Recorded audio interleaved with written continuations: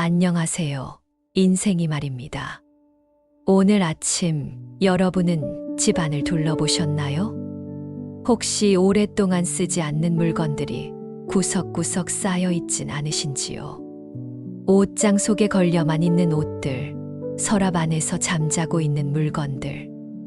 어쩌면 우리는 물건을 소유하는 것이 아니라 물건이 우리를 소유하고 있는 건 아닐까요? 오늘은 여러분께 조금 특별한 이야기를 들려드리고 싶습니다. 버려야 채워진다는 이야기입니다. 언뜻 모순처럼 들리지만 이것이야말로 진짜 부자들이 알고 있는 깊은 지혜입니다. 집 안에 가득한 물건이 오히려 마음을 막고 있는 건 아닐까요? 버릴수록 채워지는 게 있습니다. 그것은 바로 마음의 여유이고 삶의 자유이며 때로는 실제로 우리 통장의 잔고이기도 합니다. 오늘 이 시간 편안하게 앉아서 제 이야기에 귀 기울여 주세요. 분명 여러분의 마음에 작은 변화가 일어날 거예요. 먼저 한 분을 소개해드리고 싶습니다. 법정 스님을 아시지요? 무소유라는 책으로 우리에게 깊은 깨달음을 준 분입니다. 스님은 이렇게 말씀하셨어요. 더 많이 가지려 할수록 더 많은 것에 얽매인다. 참으로 깊은 말씀입니다. 우리가 물건을 소유한다고 생각하지만 사실은 그 물건들이 우리의 마음과 시간, 그리고 돈을 붙잡고 있는 게 아닐까요? 스님의 방에는 정말 필요한 것들만 있었다고 합니다. 낡은 이불 한 채, 차를 우리는 주전자, 몇 권의 책. 그것으로 충분했습니다. 그리고 그분의 마음은 그 누구보다 풍요로웠지요. 우리는 여기서 중요한 것을 배울 수 있습니다. 진정한 부는 많이 갖는 것이 아니라 필요한 것만 갖는 것에서 시작된다는 것 말입니다. 물건이 돈을 잡아먹는다. 여러분, 혹시 이런 경험 있으시지 않나요? 집에 분명히 있을 것 같은데 찾지 못해서 또 사게 되는 일 말입니다. 가위, 볼펜, 화장지. 분명히 집 어딘가에 있는데 찾지 못해서 또 사오게 되지요. 이것이 바로 물건이 돈을 잡아먹는 첫 번째 방식입니다. 정리되지 않은 집은 우리로 하여금 중복 구매를 하게 만듭니다. 작은 돈이라고 생각하시겠지만 한 달, 1년 계산해 보면 꽤 큰 돈이 됩니다. 그리고 더 무서운 것은 물건을 보관하기 위한 비용입니다. 더 큰 집을 얻어야 하고, 더 많은 수납 장구를 사야 하고, 정리를 위한 용품들도 또 사야 하지요. 물건이 물건을 부르는 악순환이 시작됩니다. 제가 아는 한 어르신은 이렇게 말씀하셨어요. 젊을 때는 돈을 주고 물건을 샀는데, 늙고 보니 물건을 치우려고 돈을 쓰고 있다고 말입니다.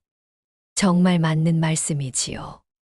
부자들의 비움 철학. 그런데 말입니다. 세상의 진짜 부자들을 보면 공통점이 하나 있어요. 바로 비움을 잘 안다는 것입니다. 애플의 스티브 잡스는 매일 같은 옷을 입었다고 합니다. 옷장을 열면 검은색 터틀넥만 가득했다지요. 왜 그랬을까요? 옷을 고르는 시간도 에너지도 아끼기 위해서였습니다. 그 시간과 에너지를 더 중요한 일에 쏟고 싶었던 거죠. 워렌 버핏도 마찬가지입니다. 세계 최고의 부자 중 한 명이지만 60년 전에 산 집에서 아직도 살고 있습니다. 더 큰 집으로 이사할 돈이 없어서가 아니에요. 필요 없다고 생각하기 때문입니다. 이분들은 알고 계신 거예요. 진짜 부는 얼마나 많이 쓰느냐가 아니라 얼마나 현명하게 쓰느냐에 달려 있다는 것을 말입니다. 비움이 가져다 주는 자유. 법정 스님은 또 이런 말씀을 하셨습니다. 비우면 얻는 것이 있고 버리면 채워지는 것이 있다.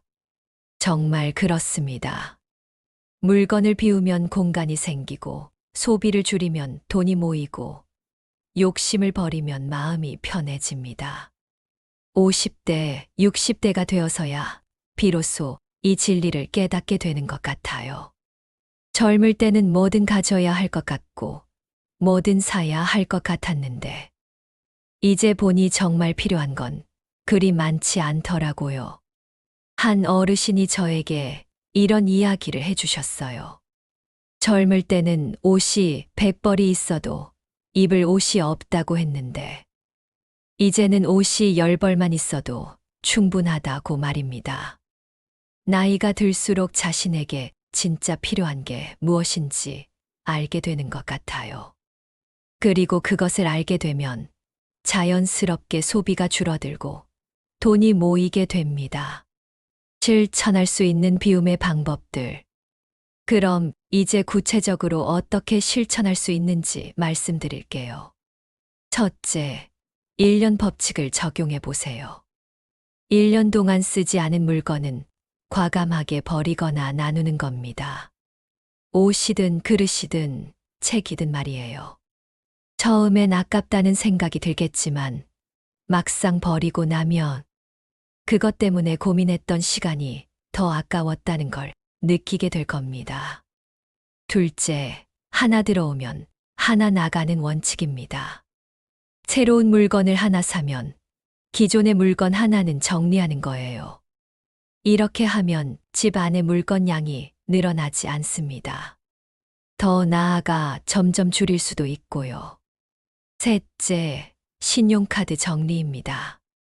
지갑 속에 쓰지 않는 신용카드가 몇 장이나 되시나요?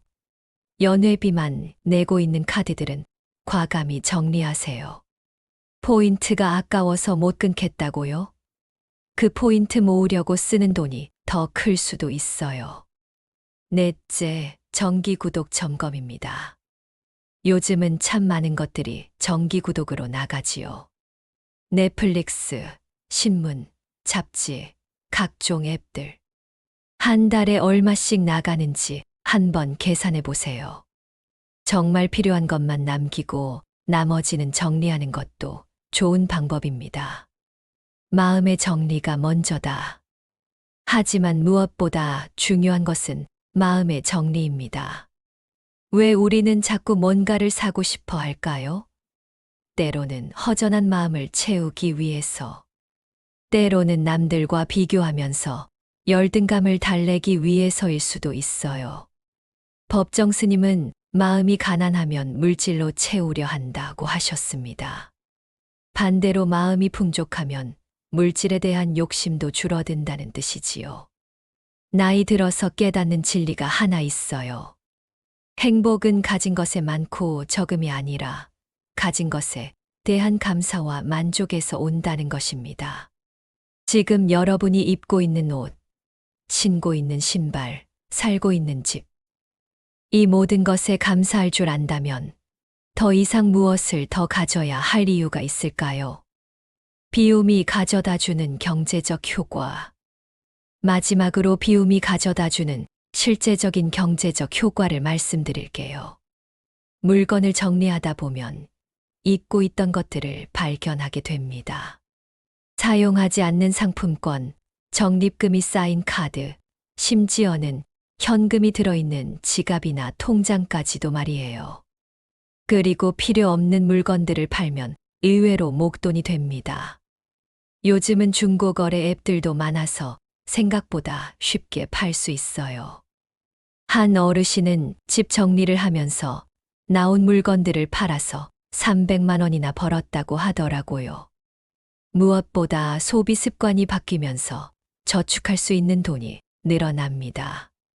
충동 구매가 줄어들고 정말 필요한 것만 사게 되니까 자연스럽게 돈이 모이는 거예요. 어떤 분은 이렇게 말씀하셨어요. 물건을 비우니까 마음도 비워지고 마음이 비워지니까 지갑도 두둑해졌다고 말입니다. 정말 멋진 표현이지요? 오늘 긴 이야기 들어주셔서 고맙습니다. 다시 한번 정리해 드릴게요. 진정한 부는 많이 갖는 것이 아니라 현명하게 갖는 것에서 시작됩니다. 법정 스님의 무소유 철학처럼 비워야 채워지는 것들이 있어요. 집 안에 불필요한 물건들을 정리하고 소비 습관을 되돌아보고 마음의 욕심을 조금씩 비워나가다 보면 어느새 여러분의 삶에도 여유가 생기고 통장에도 여유가 생길 거예요. 버릴수록 채워진다는 역설, 이제 이해가 되시나요? 오늘부터 작은 것 하나씩 실천해 보세요. 1년 동안 쓰지 않은 물건 하나를 정리해 보세요.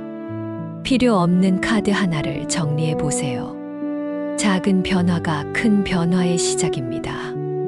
나이 들어서야 깨닫는 지혜가 있어요. 행복은 더 많이 가지는 것이 아니라 지금 가진 것에 감사하는 것에서 온다는 진리 말이에요. 여러분의 남은 인생이 더욱 가볍고 자유롭고 풍요로우시기를 진심으로 바랍니다.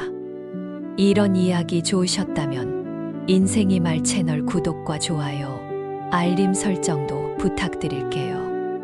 앞으로도 당신의 삶에 따뜻한 말을 전해드리겠습니다.